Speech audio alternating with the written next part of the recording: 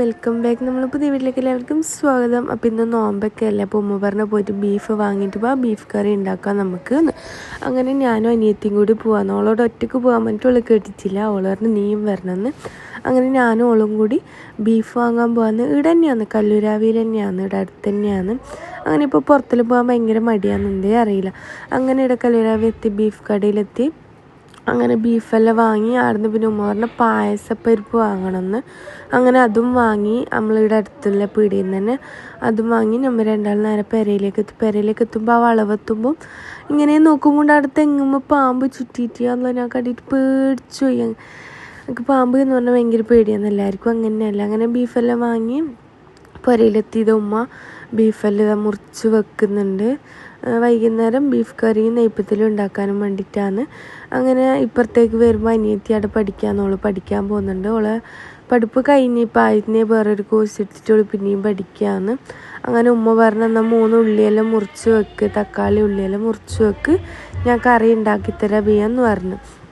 അങ്ങനെ ഞാൻ ഉള്ളിയും തക്കാളിയും പച്ചമുളകും ഇഞ്ചി വെളുത്തുള്ളി എല്ലാം എടുത്ത് പേസ്റ്റാക്കി. ഇപ്പം അങ്ങനെ ഞാൻ വീഡിയോ എടുക്കലില്ല, എന്താ വെച്ചാൽ ഈ വോയിസ് ഓവർ എടുക്കുന്ന രാവിലെയാണ് കേട്ടോ, അതാണ് എന്തോ പോലെ.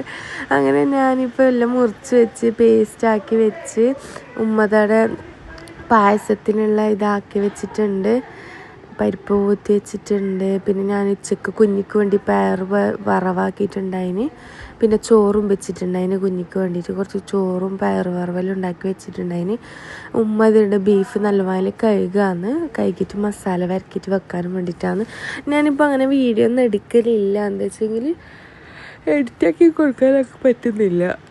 ആ വീഡിയോ എന്നിട്ട് രാവിലെ തന്നെയാണ് ഇപ്പോൾ വോയിസ് ഓവർ കൊടുക്കുന്നത്.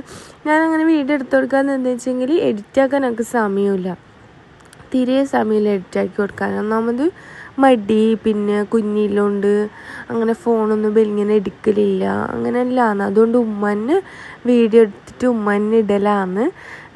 പിന്നെ ഉമ്മ പറഞ്ഞ വീഡിയോ എടുത്ത് താന്ന് പറഞ്ഞ് അങ്ങനെ വിചാരിച്ചെന്നാൽ ഉമ്മക്ക് വീഡിയോ എടുത്ത് കൊടുക്കാമെന്ന്. അങ്ങനെയാണ് സംഭവം. അങ്ങനെ ഇത് ഉമ്മ മസാല എല്ലാം പെരക്കി ഇങ്ങനെ വെച്ച് സെറ്റാക്കി വെച്ചിട്ടുണ്ട്. അങ്ങനെ ആ ഫ്രിഡ്ജ് തുറന്ന് നോക്കുമ്പോഴേക്കുണ്ട് ഫ്രിഡ്ജ് ഫുള്ള് പുക പിടിച്ച മാതിരി. അങ്ങനെ ഫ്രിഡ്ജ് കുറച്ച് സമയം ഓഫാക്കി ഇട്ടിട്ടാണ് പിന്നെ കുറച്ച് ശരിയായി. പിന്നെ അറിയിലേക്ക് പോകുമ്പോൾ അനിയനെല്ലാം അവിടെ ഫോണിൽ കളിക്കാമെന്ന്. അങ്ങനെ ഇതാ നമ്മൾ പായസം ഇവിടെ റെഡി. പായസം എന്ന് പറയില്ല, കഞ്ഞി, ഈ നോമ്പിന് വെക്കുന്ന കഞ്ഞി ഒലിത്.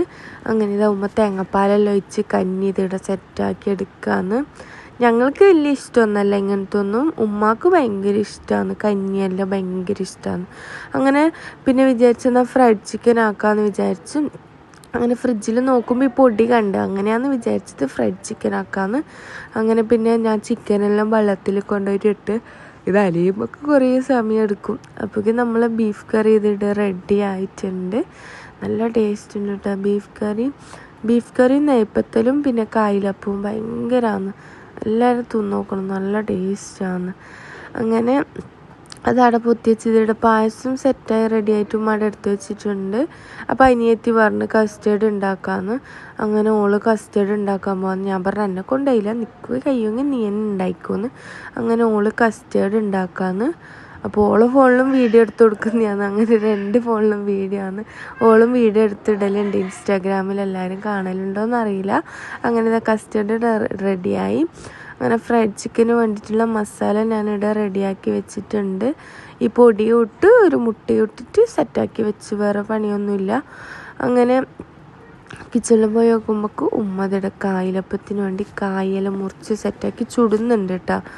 ഇന്ന് നോമ്പറിക്കാൻ വെലിങ്ങനൊന്നും ഉണ്ടാക്കിയിട്ടില്ല, കായിലപ്പം തന്നെയാണ്. പിന്നെ ഇതെല്ലാം ഉണ്ടല്ലോ, ഫ്രൈഡ് ചിക്കൻ ഉണ്ട്, നെയ്പ്പത്തിലുണ്ട്, പിന്നെ ഇത് അപ്പുറത്തപ്പുറക്കുന്ന് കൊണ്ടുതന്ന കഞ്ഞിയാണ് കേട്ടോ, ഇതിൻ്റെ പേരറിയില്ല. അങ്ങനെ കുഞ്ഞിക്ക് ഞാൻ കൊടുക്കാമെന്ന്.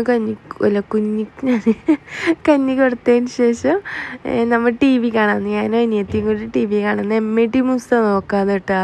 നമുക്കിത് ഭയങ്കര ഇഷ്ടമാണ്. കഴിഞ്ഞ് കുറേ ആയില്ലേ, അപ്പോൾ കളീൻ്റെത് നോക്കാമെന്ന് കേട്ടോ. കളി ഇപ്പം നടക്കുന്നതല്ലേ ഉള്ളത്. അങ്ങനെ കിച്ചണിൽ പോയി നോക്കുമ്പോൾ ഇതോടെ എല്ലാം റെഡിയാണ്. നെയ്പ്പത്തെല്ലാം റെഡി, കായിലപ്പം റെഡി, എല്ലാം സെറ്റായിട്ടുണ്ട്. അപ്പോൾ ഞാൻ വെച്ചാൽ ഫ്രൈഡ് ചിക്കൻ ആക്കാം. ഞാൻ നോമ്പറിക്കാനാകുമ്പോൾ എന്നിട്ട് ആക്കിയെന്ന് വെച്ചെങ്കിൽ ചൂടോടെ തിന്നുമ്പോൾ ടേസ്റ്റ് കൂടുതൽ, തണ്ണിട്ടാകുമ്പോൾ ആ ഒരു ഇത് കിട്ടൂല. അങ്ങനെ ഫ്രൈഡ് ചിക്കനെല്ലാം ആയിരുന്നു നമ്മൾ നോമ്പറിക്കാനെല്ലാം സെറ്റ് കംപ്ലീറ്റ് ആയിട്ടുണ്ട്.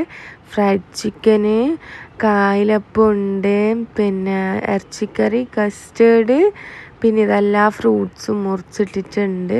റോബസ്റ്റ് അങ്ങനെ എല്ലാ ഫ്രൂട്ട്സും മുറിച്ചിട്ട്, പിന്നെ ഇത് ഉമ്മാൻ്റെ കഞ്ഞി, സർവത്ത്, അങ്ങനെ എല്ലാം സെറ്റ്. പിന്നെ ഞാൻ രാത്രി തിന്നാന്ന്, നോമ്പെല്ലാം മുറിച്ച് കഴിഞ്ഞ് പിന്നെ ഞാൻ രാത്രി നെയ്പ്പത്തെല്ലാം കൂട്ടി തിന്നാന്ന്. ഈ വീഡിയോ ഇത്രയേ ഉള്ളൂ. കുഞ്ഞു വീഡിയോ ആണ്, ഒരു നോമ്പിൻ്റെ കുഞ്ഞു വിശേഷമാണ്. അപ്പോൾ എല്ലാവർക്കും ഇഷ്ടപ്പെട്ടെന്ന് വിചാരിക്കുന്നു. ഇഷ്ടപ്പെട്ടെങ്കിൽ ലൈക്ക് ചെയ്യുക, ഷെയർ ചെയ്യുക, സബ്സ്ക്രൈബ് ചെയ്യുക. നല്ല നല്ല വീഡിയോ ഇൻഷാ അല്ലാഹ് ഇനിയും വരുന്നതായിരിക്കും. അതുവരെ ബൈ.